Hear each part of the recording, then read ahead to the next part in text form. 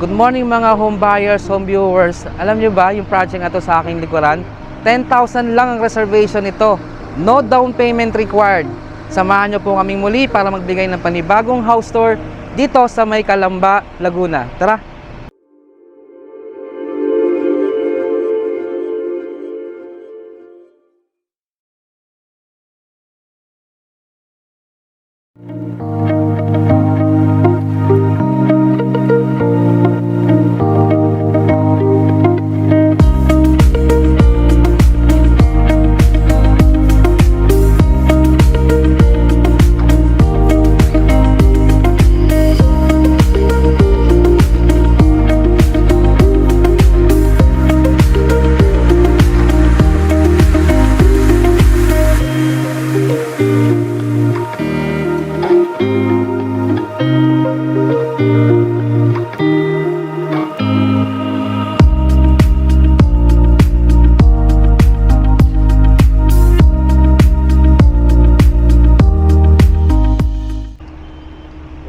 Yung project namin na ito ay pre-selling. So kung makikita nyo, yung ating surrounding, ayan, ngayon pa lang mag-start ng construction. Pero meron na tayong dalawang twin na model unit dito. Duplex house yung ino-offer namin dito sa May Calamba. So makikita nyo sa aking kaliwang side, ito yung isang twin house natin. At yung sa kabilang side, yung another twin house natin. So yung house na to, yung details po nito ay 2-story duplex with 3 bedroom, 2 toilet and bath. At ang lot area nito ay 70 square meter. Ang floor area ay 50 square meter. Complete yung turnover natin dito. Tapos meron din tayo ditong toilet and bath and lanai area. Bakit maganda yung project na to? Kasi yung access natin dito, nandiyan yung SLEX, yung Transportation Club, yung township natin, meron din tayo dyan. Yung mga educational institution na malapit dito sa area. Malapit din tayo sa mga hospital. Yung I-Mall, dito lang din yan sa area natin. So samahan nyo po kaming muli para magbigay ng panibagong house tour dito sa May Calamba, Laguna. Tara! Yung i-house tour natin ngayon, ito yung ating naka-dress up na unit. Tara, samahan nyo ako. Makikita nyo dito, ito yung space natin. Pwede siyang parking, pwede rin siyang gawing parang tambayan o yung lanai area natin dito sa kabilang side na yon. Doon sa likod, doon yung ating service area. Pero dito tayo mag-start, mag-house tour sa ating pinakaharap na bahay. So mapapansin nyo dito, meron tayong space na meron pa tayo ditong gawin nating pocket garden, and then dito sa kabilang side at yung ating harap ng bahay, meron pa siyang almost 1 meter na frontage dito. Check natin yung loob. So mapapansin nyo sa dito, dito yung ating living area. So dito meron tayong dalawang owning na window, dalawang side. At ito yung itong unit na to, naka-dress up to kasi yung turnover natin dito, walang kasamang gamit. And yung sa second floor natin, provision lang for 3 bedroom. Pero makikita nyo dito sa house tour natin kung paano siya i-dress up. So ito yung ating living area. Dito sa side na to, ito yung ating dining area. Kung saan makikita nyo, nakasya yung ating 6 seaters na dining table at saka yung chairs natin. Dito sa side na to, nandito yung kanyang sliding na window papunta doon sa kanyang lanai area. So makita nyo meron tayong nakaset na doon na parang mga upuan na tambayan natin kapag tayo nagpapahinga o may mga bisita, pwede tayong magstay doon sa labas. Ito yung ating kitchen area. So ito yung makikita nyo dito. Ito yung turnover natin. Pero mga wala siyang pinto ng ating drawer sa baba. Tapos meron tayo ditong owning na window na dalawang panel. At dito yung propose natin na pwede nating ilagay yung ating gas range. Tapos yung ating stove, electric stove, and dito naman naka-propose din yung ating split type na aircon. So dito sa mga space na yan. Yung ating freezer o refrigerator, so dito sa side na to. Pero mapapansin nyo, no, nilagyan na nila ng design dito, naka-tile shop. At saka yung flooring natin, 60 by 60 ginamit natin na tiles. And dito sa area na to, eto, meron ka pa siyang space para sa iyong small na parang tanggapan ng mga bisita. Yan, dito sa area na to. Kasi dito, naglagay siya ng design dito ng PVC na wall accent. Ito yung karaniwan na ginagamit ng mga nagpapatayo ng bahay ngayon. So maganda siyang i-design. Tapos meron tayong divider, lagyan ng mga books.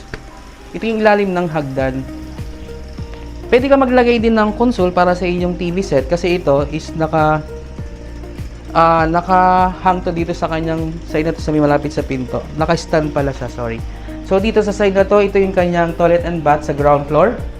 At mapapansin nyo yung materials na ginamit namin dito sa kanyang bathroom ay Posy yung brand.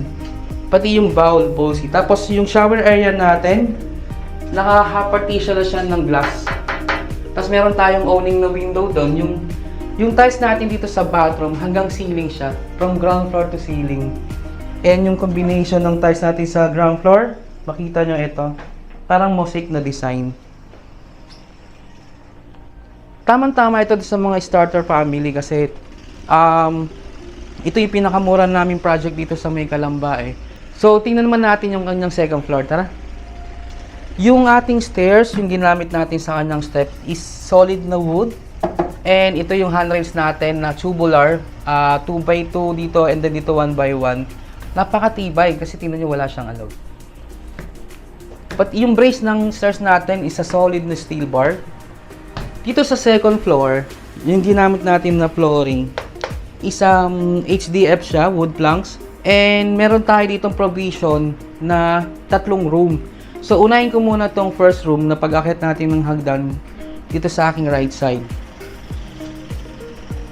Itong room na to, pwede rin siyang parang entertainment room or guest room, pwede rin. Kasi marami kang pwedeng gawin dito sa room na to eh.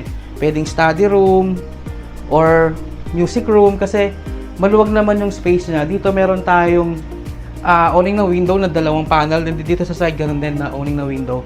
Dito sa kabilang side, ito naglagay siya ng computer set table na meron siyang fixed na 3 panel na naka glass type. Dito kasi nag-design siya eh sa kanyang wall.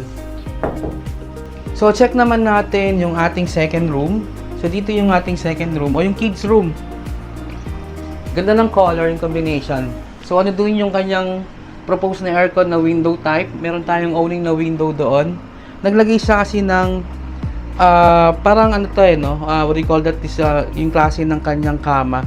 Sa ilalim kasi open space eh, parang merong parang play space yung ating mga kids no. Pwede silang maglaro o lagyan ng mga gamit.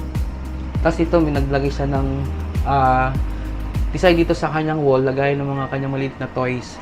So dito, meron na ako dito sa area na to, meron kang space para sa iyong cabinet. Ganda ng combination ng color. Earth color. So ito yung third room, pinaka master bedroom natin.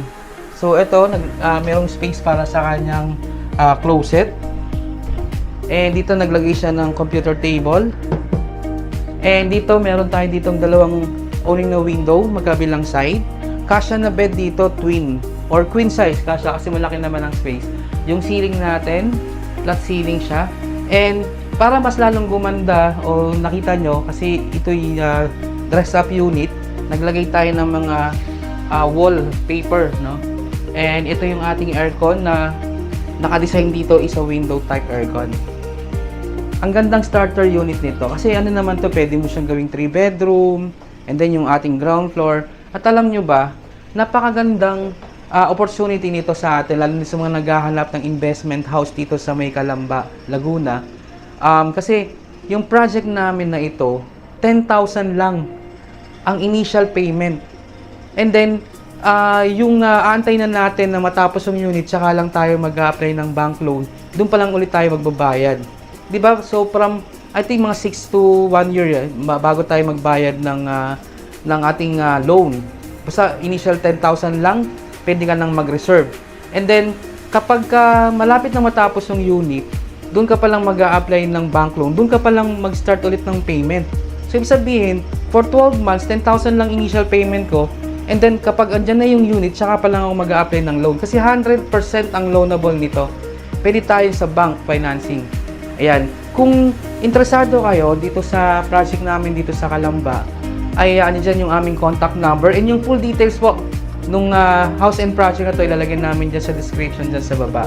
Yun, kung ikaw pala bago sa aming channel, huwag niyo pong ulit kalimutan na mag-like, mag-subscribe, pa-share na rin po ng aming mga video and huwag niyo rin kalimutan na pa-hit yung ating notification bell para lagi kayong updated sa mga bago naming house tour. Kasi nag-iikot kami sa mga area na alam namin na mayroong mga gandang projects para maihatid sa inyo o may pakita namin yung mga opportunity ng mga investment property within the area kasi nag-house tour kami ng Pampanga, Bulacan, Rizal, ngayon nasa Batangas area, and ngayon nasa Laguna kami, Cavite area. So yung aming YouTube channel, pwede nyo siyang i-check yung mga ino-offer namin mga house. Ayan, so by the way, my name is James De La Rosa. I'm your property advisor from H&H Real Estate Marketing. Nagsasabing thank you so much sa palagi niyong pagpapanood sa amin mga house tour video. Ayan, see you on my next video. Bye!